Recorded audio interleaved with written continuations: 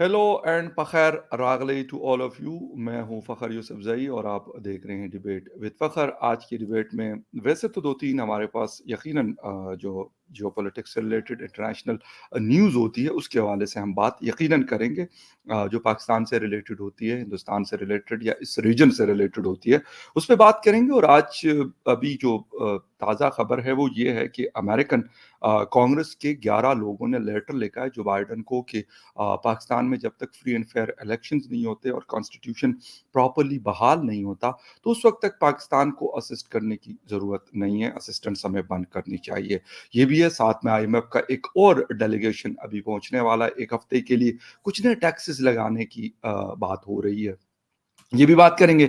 साथ में फ़लस्तीन और जो इज़राइल कॉन्फ्लिक्ट है, यकीनन उस पे बात होगी। उसमें कुछ शायद बात हो रही है कि 4 दिन के लिए ब्रेक किया जाए और या फिर आहिस्ता-आहिस्ता से इस तरीके से इस जंग को कम किया जाए या रोका जाए। इस हवाले से भी बात करेंगे। और बात करने के लिए हमें जॉइन कर रहे हैं senior analyst from Sweden, professor doctor Ishtiaq Ahmed साहब। डॉक्टर साहब, thank you very much for joining my show. बड़ी मेहरबानी इनवाइट करने की फ़खर यूसुफ़ज़ई साहब।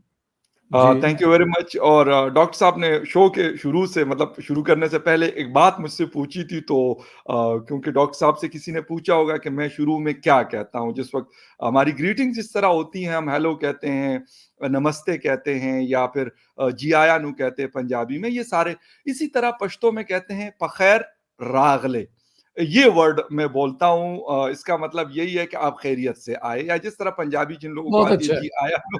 तो ये बहुत अच्छा वर्ड है। सर ने मुझसे बताया था, तो मैंने थोड़ा-सा दोबारा इसलिए शो शुरू करने से पहले मैंने कहा कि वो आपको वो बहुत कर दूँ अच्छा कि आप। एक्सप्लेन कर दिया क्योंकि दोस्तों ने एक्चुअली मुझे लिखा था कि ये आपके जो दोस्त हैं, ये क्या कहते हैं शुरू में? थैंक यू सर, बहुत शुक्रिया। हाँ जी, तो हाँ इसलिए जी। मैंने कोशिश की कि जो 2 लोग हमें देखते हैं, जी, तो जी, उनको समझ आ बिल्कुल, जाए कि इसका बेसिक मतलब क्या और मैं बोल क्या रहा होता हूँ। अच्छा सर, बेशक।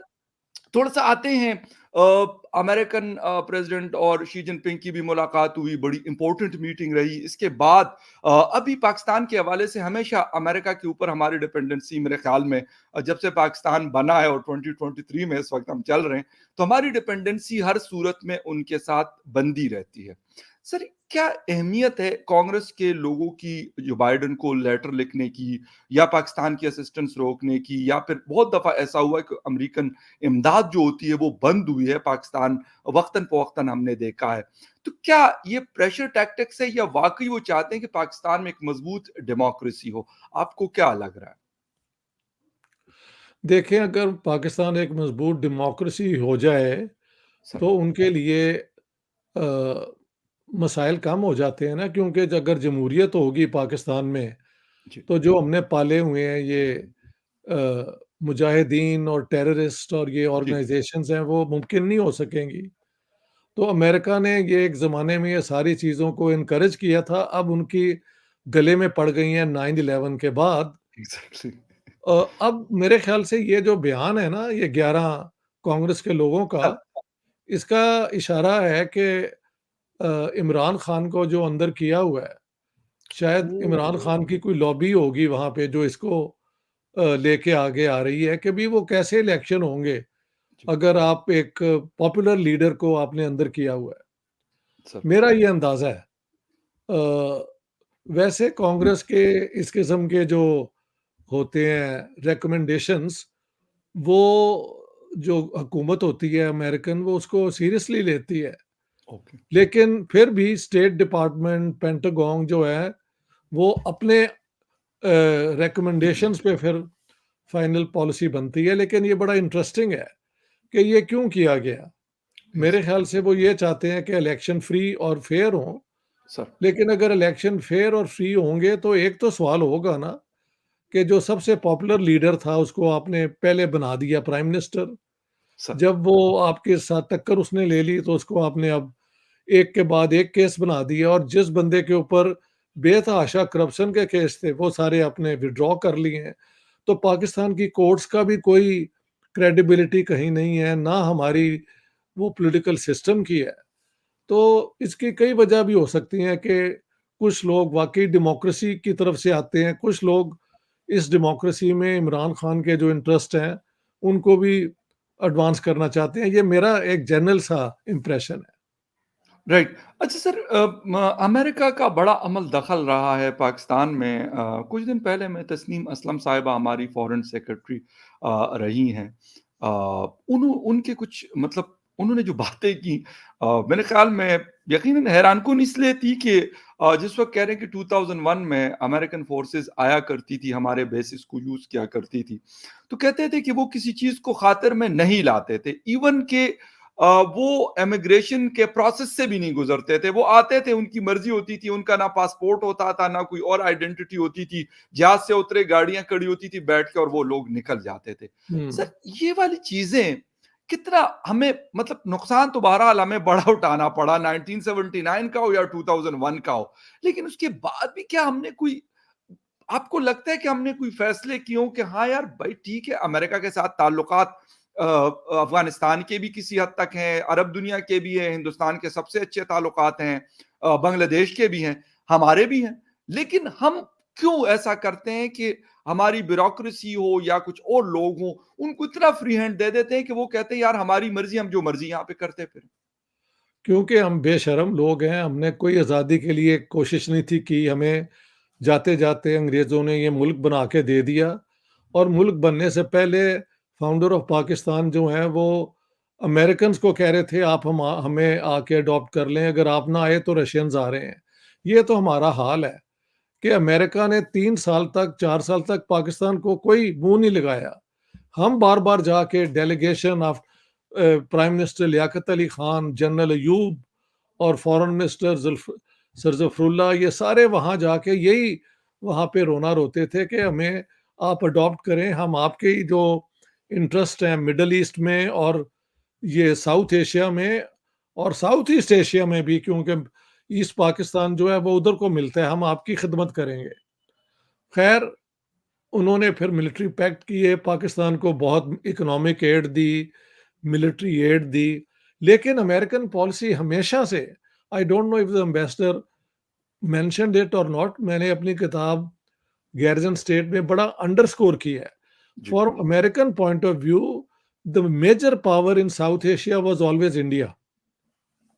ओके। इसीलिए जब वो मिलिट्री पैक्ट्स भी हुए तो साथ-साथ इंस्ट्रक्शन भी आई, वो भी मेरी किताब में है कि these arms are not to be used in a war against India, specially a war that you start yourself. लेकिन पाकिस्तान ने वो भी रूल्स तोड़े, उनके जो रिक्वायरमेंट्स थी। 65 वॉर हमने उनके बिल्कुल वर्ल्ड बैंक से फंडिंग फंडिंग जो हो रही थी। अब अमेरिका जैसे आप बता रहे हैं, ये इसका उन्होंने भी ज़िक्र किया है। ब्रिगेडियर अ, क्या नाम था उनका? अबू बकर उस्मान मिठा की जो किताब है। ओके। राइट, हाँ, राइट।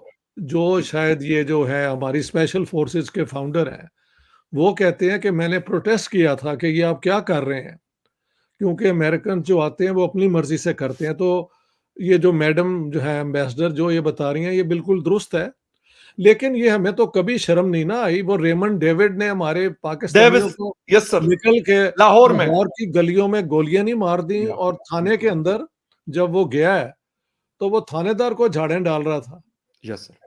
और यस। वो बेचारा थानेदार क्या करे? एक अमेरिकन आ गया, उसके बिल्कुल, सामने बिल्कुल, वो बोल नहीं बिल्कुल, सकता।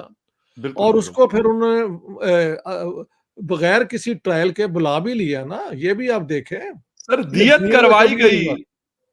सर, ये दियत नहीं हुआ। करवाई गई थी प्रेशराइज़ करके उस फैमिली वही मैं को। कह रहा हूँ, वही मैं कह जी, रहा जी। हूँ, वो जो ब्लड मनी दिया गया था, यस ये सर, वो बिल्कुल। सारा यस, स्टंट मुझे सब पता है। ये बिल्कुल सर। गैरिसन स्टेट वाली किताब में पूरी डिटेल्स हैं इसकी। जी, जी, जी। तो I have researched all this. और तो हुँ। और ये भी था कि वो जो रेमंड डेविड था नाम उसका, या जो भी है, Raymond Davis. Davis Davis, yes वो सर। अ, हाँ, वो उसने, वही मैं कह रहा हूँ, उस जो हमारे उस ज़माने में शायद फॉरेन मिनिस्टर थे, जी, शाह महमूद कुरैशी, उनको जी। हटाया गया। ही उन्होंने प्रोटेस्ट किया था, so he was removed from the position of foreign minister. ये मुझे याद है। Sir. I hope I am not wrong, confuse नहीं मैं कर रहा, लेकिन ये हुआ था कि उन्होंने कहा था, and I think he was removed. तो ये तो हाल है पाकिस्तान का। कोई शर्म बिल्कुल हया सही। नहीं। आप देखें, अमेरिका ने आके डीप डाउन एबटाबाद में उसको आके नहीं गोली मार के और वो सारा खत्म कर दिया Osama bin Usama bin Laden को। लादेन। तो हमारी डिफेंस कहाँ थी उनको रोकने के लिए? बिल्कुल, कुछ भी बिल्कुल, नहीं हमने बिल्कुल, किया, वो अपना ऑपरेशन करके चले गए हैं। तो ये तो बिल्कुल। पाकिस्तान की, माफ़ करना, ये वैसे है तो इंसल्ट। 2 दफ़ा अमेरिकन कोर्ट्स में कहा गया है कि Pakistanis can sell their mother for the green card. ये हुँ, हमारी रेपुटेशन है, और ये रेपुटेशन आम आदमियों ने नहीं हुँ। बनाई, ये हमारे ये जो लीडर्स लूडर्स जो हैं ना, सर ये बिल्कुल। वही है। हाँ, वो सर कारगिल। मैडम तस्नीम असलम ने बाकायदा बोला है कि ये किस लिए ये करते हैं, कहते हैं कि अपनी फैमिलीज़ को वीज़ाज़ दिलवाने के लिए, बिल्कुल सही यूनाइटेड है। नेशन में कोई अच्छी जॉब दिलवाने के लिए। मैं और आप दावा नहीं कर रहे ये, क्योंकि उस वक़्त वो उस सीट पे बैठी हुई थी, डायरेक्टली वो देख रही थी। ये उनका कहना है। हम अगर कहेंगे तो हो सकता है लोग कहेंगे कि ये पता नहीं डॉक्टर साहब और फ़खर बिल यूसुफ़ज़ई साहब वैसे हाँ, ही हाँ। बैठ के शायद बात वो करें। समझते हैं कि हम उन्होंने पाकिस्तान के बोला पीछे है पड़े हुए हैं। कि हाँ, सर यूनाइटेड नेशन में जॉब्स लेने के लिए, गाड़ियाँ लेने के लिए और ये वीज़ा-शीज़ा जी, ग्रीन कार्ड कहते हैं, और ये आम सर मैं और आप तो नहीं करते ना। ना हम उन हमने पोस्टों पे बैठे हुए हैं, यही लोग करते हैं। मुझे तो उन्होंने बुला लिया था, इस दफ़ा मैं वाशिंगटन डीसी में था, तो वहाँ पे अटलांटिक काउंसिल में, तो वहाँ पे बात हुई। तो किसी ने कहा, मैंने कहा यार, रिलीजन पे जब आप बेस करते हैं ना एक मुल्क, तो वो जी। जमहूरियत नहीं बन सकता। तो किसी ने वहाँ पे कहा कि देखें ना, इज़राइल इज़ अ डेमोक्रेसी। मैंने कहा हुँ। No, it's not a democracy, it's an ethnocracy. It's a hmm. Democracy for Jews, the non-Jews are second-rate citizens, and the Palestinians under occupation live as is people in a prison। ओ मैंने देखा वो सारे वहाँ पे घबराए हुए हैं कि हमने किसको बुला लिया है। तो हमारे जैसे बंदे तो जाके वही बात करते हैं जो ना सच है। और मैडम ने जो कहा है बिल्कुल सही कहा है। हमारे बिल्कुल। कई जो एम्बेसडर हैं वो शरीफ लोग हैं। हर बंदा तो करप्ट पाकिस्तान में नहीं है। सर बिल्कुल ऐसा आपकी बात बिल्कुल नहीं है। दुरुस्त है। हाँ, इसमें कोई डाउट नहीं है मेरे सर। मेरे जी। कई दोस्त हैं जो सीएसपी अफ़सर बने, आज तक एक पैसा नहीं लिया। तो नेक लोग भी यस। हैं, अपना काम करते हैं, अपनी जो नौकरी है पूरी करते हैं, ऐसे भी लोग हैं। बेशक, लेकिन बिल्कुल ठीक ये वो लोग नहीं है जो पाकिस्तान की स्टेट मशीनरी पे इनका कोई असर होता है। They just do their work. है। या जिनके पास पावर है, वो बिल्कुल। अपनी माँ को भी बेचने को तैयार हैं, ये वाली बात है। That's the difference. Hmm. Power क्योंकि वरना कुछ लोगों रेमंड के पास जब है मैंने वो और देखा जब मैंने जी। वो रेमंड डेविस को देखा था ना ये करते हुए, I was so angry and ashamed sitting in Stockholm. या मैंने कहा ये क्या बिल्कुल, मुल्क है यार, बिल्कुल हैं? सही। वो निकल के गोलियाँ मार के और फिर थाने के वाले को वो और वो फिर वहाँ से उन्होंने रिलीज़ भी आंखें करवा लिया, वो ब्लड मनी-मुनी वाला चक्कर चला के। तो एग्ज़ैक्टली। व्हाट और इज़ दिस? अगर आप पाकिस्तान सोचिए। हैज़ हाँ, पाकिस्तान हैज़ नो रिस्पेक्ट। और शुक्र है ये एक हमारी सीनियर एम्बेसडर बोल रही हैं, क्योंकि कुछ लोग समझते हैं कि हम कोई पाकिस्तान के खिलाफ बोल या रहे हैं। It is not true, it is not true. Exactly. या अगर राइट। पाकिस्तान की कोई भी पॉज़िटिव चीज़ हो, I would be the first one two support it. इसमें कोई डाउट नहीं है सर, ऐसी हाँ, कौन-सी बात है? मैं यही कह रहा हूँ ना कि वो बाकायदा ऑन कैमरा ये बात उन्होंने मैडम ने बोली है, तो चलो हम ये शुक्र है उसके उन्होंने ऊपर ये कह दी है, अब हमें भी एक हौसला हो गया है बिल्कुल कि सही है ये और इल्ज़ाम बहुत हमारे अच्छा पे है। नहीं आएगा। हाँ, हाँ। और उन्होंने ये बात भी की कि यार यहाँ पे ना एक बंदा ये सारे काम कर सकता है और ना एक बंदा ये सारे काम रोक सकता है, और ये बात भी आपने भी कर ली और मैं बिल्कुल एग्री हूँ इस हाँ, चीज़ हाँ, पे। बिल्कुल, हमारे बिल्कुल। उन्होंने भी ज़िक्र किया कि हमारे मिलिट्री के अंदर उस वक़्त भी ऐसे ऑफिसर्स थे कि उन्होंने कहा कि भई ये क्या तरीका है? वही ना, बाकायदा स्टैंड लिया, लेकिन लाज़मी सी बात है क्योंकि एक सिस्टम उनका भी था, फिर फॉरेन ऑफिस का भी एक सिस्टम इसीलिए था। जी। ब्रिगेडियर अबू बकर उस्मान मिठा को ब्रिगेडियर ही रखा, आगे प्रमोट नहीं किया।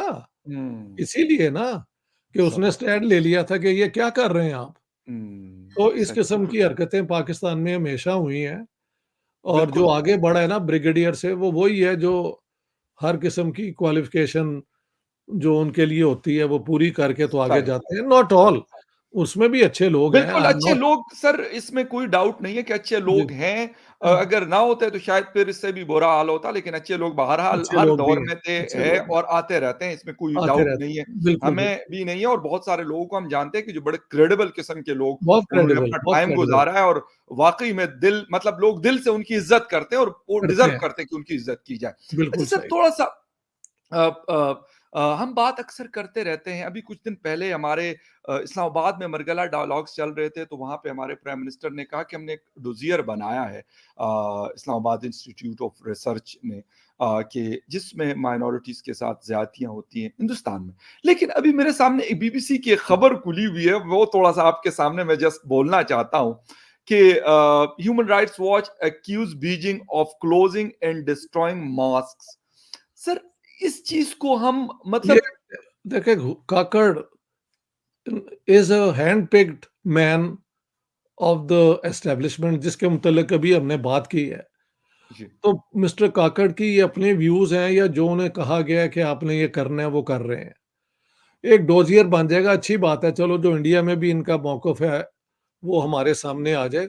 आई जी। It's not I mean I am not opposed to it, let's see what they have to say. Oh या लेकिन इससे बड़ा डोज़ियर पाकिस्तान पे सारी दुनिया में खुला हुआ है। तो ये एग्ज़ैक्ट क्या प्रूव करना चाहते हैं?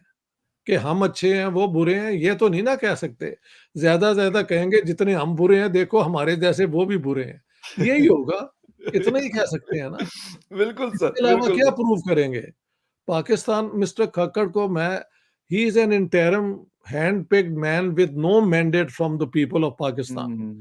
Absolutely right. अगर वो महज अक्लमंद आदमी हों, सुने अंग्रेज़ी वो सही बोल लेते हैं क्योंकि बाहर कहीं रहे-शहे हैं। जी, जी, बिल्कुल। लेकिन वो जो बातें कर रहे हैं वो वही है जो इस हमारे करप्ट और रॉटन सिस्टम की एक ज़रूरियात हैं कि हर बात हुँ, को डिफ्लेक्ट कर दो बाहर। इंटरनल जो प्रॉब्लम है उन पे बात ही ना हो। मसलन उन्होंने कहा है बलूचिस्तान में तो कोई प्रॉब्लम ही नहीं है। Now you know and I know कि या बलूचिस्तान में बहुत पुराने प्रॉब्लम है और जिस दिन वो रिज़ॉल्व हो जाएँगे सबके लिए अच्छा है। बहुत ये कहना अच्छा है कि है पाकिस्तान हाँ, के लिए भी और पाकिस्तान की नेशन के लिए भी सर इसमें कोई डाउट और नहीं है। बलोचों के लिए भी बेचारों के लिए बहुत जो बिल्कुल हाँ, सर, वो बिल्कुल, बिल्कुल। यकीनन वो तो सबसे हाँ, पहले मतलब वो स्टेक होल्डर्स हैं, उनको सबसे पहले ज़रूरत है कि आई उनके एग्री, लिए आई किया एग्री। जाए, हम बाद में आते हैं। अच्छा जी। डॉक्टर साहब थोड़ा-सा आते हैं गज़ा फ़लस्तीन वाले इश्यू पे बहुत बात हुई ब्रिक्स समिट भी हुआ, उसके साथ जो है चाइना मिडल ईस्ट समिट भी हुआ। कतर ने भी कह सुना है कि या इजिप्ट ने भी बड़ा रोल प्ले किया है। क्या लगता है कि अब थोड़े-से हालात नॉर्मलाइज़ हो जाएँगे? जिस तरीके से एमबीएस ने कहा कि जी वेस्टर्न वर्ल्ड जो है वो असला देना बंद कर दे, तो उसके ऊपर अमेरिका ने कहा कि यार ये बात हम नहीं मानते आपकी, आप कौन हैं कि इस तरह की बात करते हैं। क्या लग रहा है कि अब ये मतलब सऊदी अरेबिया वर्सेस अमेरिका इस तरह का भी कोई मतलब कॉन्फ्लिक्ट हमें हो सकता है इन फ्यूचर या नहीं ये ठीक है, ये हालात यहीं पे धूल बैठ जाएगी, हालात नॉर्मल सी की तरफ आ जाए? देखें, जैसे मैंने कई दफ़ा कहा है कि ये जंग लड़ी जा रही है पब्लिक ओपिनियन के हवाले से भी ना, ओके, यानी मीडिया किसकी बात कर रहा है। जी, तो पहले तो हमास ने जिस तरह हमला किया और जो खबरें आई कि उन्होंने ये सिविलियंस को पकड़ लिया और मार जी, दिया और बच्चे भी मार दिए, बिल्कुल, औरतें मार दी, वेदर दिस इज़ ट्रू और नॉट इस पे डिबेट है। जी, लेकिन सिविलियंस तो हमारे ही हैं ना जो वहाँ पे अपना बिल्कुल, एक किबुट्स में वो कर रहे थे। तो जी, पहले अ, हमास की दुनिया में बदनामी हुई इस बात से, वेस्टर्न वर्ल्ड की बात कर रहा हूँ, जी, जी, ठीक है? अब Netanyahu has gone beyond everything और उसने जो इतनी फ़लस्तीनियों की जानें ले ली हैं अपनी इस बॉम्बार्डमेंट से, तो अब पब्लिसिटी उसके खिलाफ भी दुनिया में है। सो इज़राइल इज़ लूज़िंग द वो क्या कहते हैं पब्लिक ओपिनियन वाली जंग जो है ना, अब वेस्टर्न सोसाइटीज़ में भी बात शुरू हो गई है कि ये क्या कर रहे हैं। और आप देखें इज़राइल के बड़े दिलेर जो हैं क्रिटिक, या उनमें से कई लोग हैं जी, गिडवन लेवी जो हैं, मशहूर जर्नलिस्ट हैं, हैरेट्स न्यूज़पेपर जो बहुत पुराना है, जी, उसके बिल्कुल, एडिटर रहे हैं। जी, हाँ जी, इसके अलावा कई और लोग मैं देखता हूँ इज़राइल में बड़ी हिम्मत है, जो और नेतन्याहू जो है वो एक फैसिस्ट है। ही is an elected fascist. Elect हो जाते हैं फैसिस्ट, हिटलर भी जी, तो हुआ था ना। जी, जी, तो वो जो हरकतें कर रहा है, वो ज़ुल्म है, बिल्कुल ज़ुल्म है। लेकिन अब क्या ये 3-4 दिन का जो है वो क्या कहते हुँ, हैं वेपन अ, इसे क्या कहा जाता है यार? एक छोटा-सा सीज़फायर हम कह सकते हैं सीज़ उसको फायर, कि सीज़ फायर हाँ, हुआ। सीज़फायर।